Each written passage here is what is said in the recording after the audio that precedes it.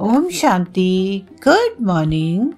आज मैं एक छोटी सी कहानी लेकर आई हूँ और कहानी का शीर्षक है गुरु का आदेश। गुरु की आदेश की पालना किस हद तक करनी चाहिए। एक शिष्य था समर्थ गुरु रामदास जी का, जो भिक्षा लेने के लिए गांव में गया और घर घर भिक्षा की मांग करने लगा। क्या बोल रहा है? समर्थ गुरु की जय, समर्थ गुरु की जय, भिक्षा देही, समर्थ गुरु की जय, भिक्षा देही। अब एक घर के भीतर से जोर से दरवाजा खुलता है और एक बड़ा बड़ा दाढ़ी वाला तांत्रिक बाहर निकला और चिल्लाते हुए बोला, मेरे दरवाजे पर आकर किसी दूसरे का गुणगान करता है, कौन है ये समर्थ? शिष्य ने गर्व से कहा, मेरे गुरु समर्थ रामदास जी, वो सर्व समर्थ है। अब तांत्रिक ने सुना तो गुस्से में बोला, क्रोध में बोला, इतना दुस्साहस कि मेरे दरवाजे पर आकर किसी और का गुणगान करे, तो देखता हूँ कितना सामर्थ्य है तेरे गुरु में। मेरा श्राप है कि तू कल का उगता सूरज नहीं देख पाएगा, अर्थात तेरी मृत्यु हो जाएगी, तू मर जाएगा। शिष्य ने सुना तो देखता ही रह गया और आसपास के भी लोग जो थे, गांव वाले जो थे, वो भी उस तांत्रिक का दिया हुआ श्राप कभी व्यर्थ नहीं जाता बार बार कहने लगे। बेचारा युवावस्था में ही अपनी जान गवा बैठेगा। अब शिष्य उदास हो गया और वापस अपने आश्रम की ओर चल दिया। अब रास्ते में सोचते सोचते जा रहा था कि आज मेरा अंतिम दिन है, लगता है मेरा समय ही खत्म हो गया। जैसे ही आश्रम में पहुंचा, सामर्थ्य रामदास जी गुरु जी हंसते हुए बोले, ले आया भिक्षा? अब बेचारा शिष्य क्या बोले?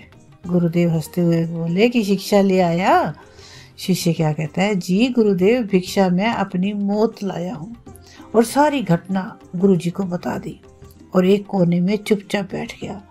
गुरुदेव ने क्या कहा, अच्छा चल भोजन कर ले। शिष्य ने कहा, गुरुदेव आप भोजन करने की बात कर रहे हैं और यहाँ मेरे प्राण सूख रहे हैं। भोजन तो दूर में एक दाना भी मुंह में नहीं जा पाएगा मेरे।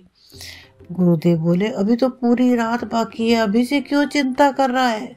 चल ठीक है, तेरी मर्जी, जैसे तेरी इच्छा हो। और यह कह के गुरुदेव भोजन करने चले गए। फिर सोने की बारी आई। तब गुरुदेव शिष्य को बुलाकर आदेश दिया कि हमारे चरण दबा दो। शिष्य मायूस होकर बोला, जी गुरुदेव, जो कुछ क्षण बचे हैं, जो थोड़ा सा भी जीवन बचा है, मेरे इस जीवन का समय बचा है, बेशक मैं आपकी सेवा करके ही प्राण त्याग करूं, यही अच्छा है। और फिर वो गुरुदेव के चरण दबाने की सेवा शुरू कर दी उसने। गुरुदेव बोले, चाहे जो भी हो जाए, चरण छोड़कर कहीं मत जाना। चाहे जो भी हो जाए, चरण छोड़कर कहीं मत जाना। शिष्य ने क्या कहा, जी गुरुदेव, कहीं नहीं जाऊंगा। गुरुदेव ने अपने शब्दों को 3 बार दोहराया कि चरण मत छोड़ना, चाहे जो भी हो जाए। चरण मत छोड़ना, चाहे जो भी हो जाए। यह कहकर गुरुदेव सो गए। शिष्य पूरी भावना से चरण दबाने लगा। रात्रि का पहला पहर बीतने को था। अब तांत्रिक अपने श्राप को पूरा करने के लिए एक देवी को भेजा। वो देवी सोने चांदी से, हीरे मोती से भरी थाली हाथ में लिए थी। शिष्य चरण दबा रहा था, तभी दरवाजे पर वो देवी प्रकट हुई और कहने लगी कि इधर आओ और ये थाली ले लो। शिष्य भी बोला, जी मुझे थाली लेने में कोई परेशानी नहीं, लेकिन क्षमा करे, मैं वहां पर आकर नहीं ले सकता। अगर आपको देना है यह, तो यहाँ पर आकर रख दीजिए। तो वह देवी कहने लगी कि नहीं नहीं, तुम्हें यहाँ आना होगा, देखो कितना माल है इसके अंदर। शिष्य बोला, नहीं, अगर देना है तो यहीं आकर रख दो। अब तांत्रिक ने अपना पहला पासा असफल देख दूसरा पैसा फेंका। रात्रि का दूसरा पहर बीतने को था। तब तांत्रिक ने भेजा। शिष्य समर्थ गुरु रामदास जी के चरण दबाने में अपनी सेवा लगातार कर रहा था। अब रात्रि का जब दूसरा पहर बीता तो तांत्रिक ने उस शिष्य की माँ का रूप बनाकर एक नारी को भेजा। शिष्य गुरु के चरण दबा रहा था। तभी दरवाजे पर आवाज आई, बेटा तुम कैसे हो? शिष्य ने अपनी माँ को देखा, हैरान हो गया, सोचने लगा, अच्छा हुआ जो माँ के दर्शन हो गए। मरते वक्त माँ से भी मिल लिया। वह औरत जो माँ के रूप को धारण की हुई थी, बोली, आओ बेटा गले से लगा लो, बहुत दिन हो गए तुमसे मिले। शिष्य बोला, क्षमा करना माँ, लेकिन मैं वहां नहीं आ सकता क्योंकि अभी गुरु चरण की सेवा कर रहा हूँ। मुझे भी आपसे गले लगना है, इसलिए आप यहीं आकर बैठ जाओ। फिर उस औरत ने देखा कि चाल काम नहीं आई तो वह वापस चली गई। अब रात्रि का तीसरा पहर आया। इस बार तांत्रिक ने यमदूत रूप वाला राक्षस भेजा। राक्षस पहुंचकर उस शिष्य से बोला कि चल, तुझे लेने आया हूँ, तेरी मृत्यु आ गई है, उठ और चल। शिष्य भी झलाकर बोला, काल हो या महाकाल, मैं नहीं आने वाला। अगर मेरी मृत्यु आई है तो यहीं आकर मेरे प्राण ले लो, लेकिन मैं गुरु के चरण नहीं छोड़ूंगा। फिर राक्षस भी उसका दृढ़ निश्चय देखकर वापस चला गया। सुबह हुई। चिड़िया अपने घोंसले से निकलकर चिचिहाने लगी। सूरज भी उदय हो गया।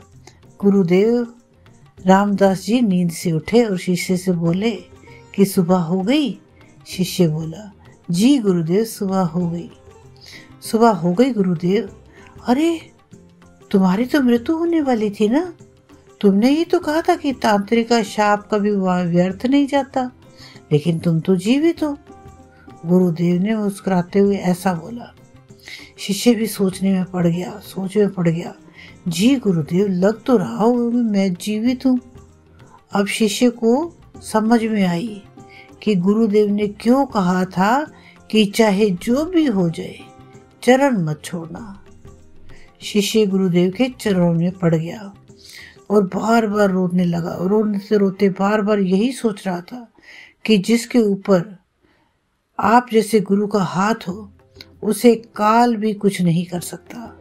मतलब क्या है इस स्टोरी का, इस कहानी का मतलब क्या है कि गुरु की आज्ञा पर जो बच्चे चलते हैं, जो शिष्य चलते हैं, उसे तो स्वयं मौत भी आने से एक बार नहीं अनेक बार सोचती है।